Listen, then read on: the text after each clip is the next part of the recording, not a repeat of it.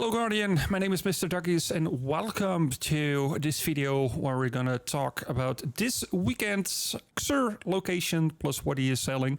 Starting today, May 19th, till the weekly reset on May 23rd.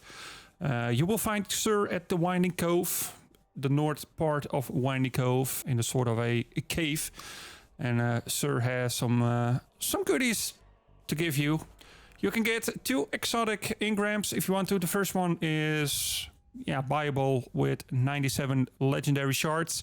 And if you have an exotic cipher from last week, you can open up another exotic engram if you want to. You don't have to. You can also buy one, but maybe you want to.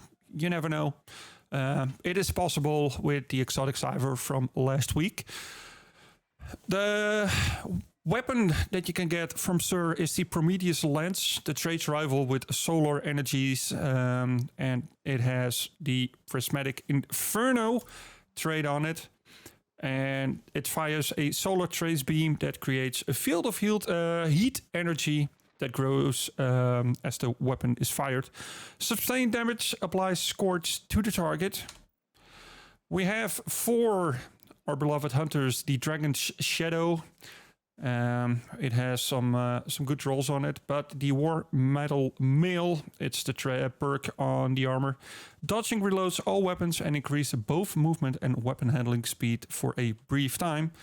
And if we're looking a bit on the rolls, we have a total of 65 with a 27 roll on discipline. A little bit more of a cooldown on your grenade energy. Low recovery, minor resilience, and a little bit extra mobility. We have no intellect and not even strength on the chest piece. But looking at it, it's quite a decent roll. For the Titans, we have the MK44 stand aside.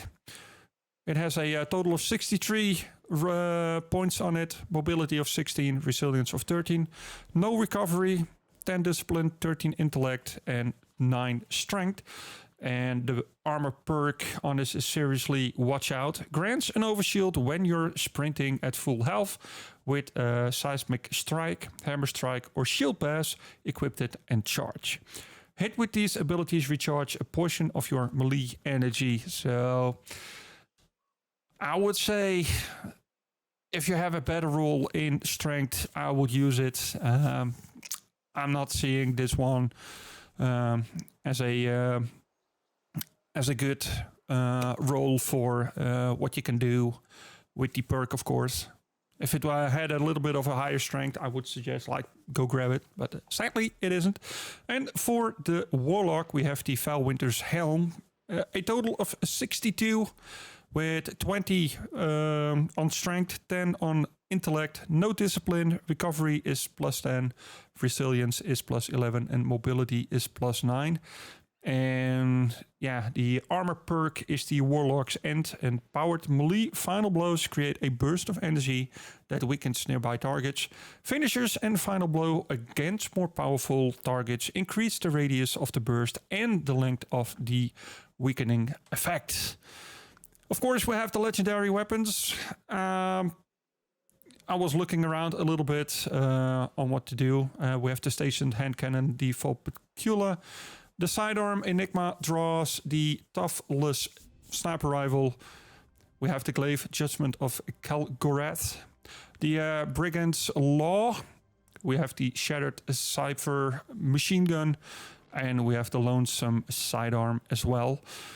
If you don't have the Brigade's Law, this is a decent one for PvE/PvP, because 3 of the traits that or perks that we have on it is Small Bone is good for PvP and PvE.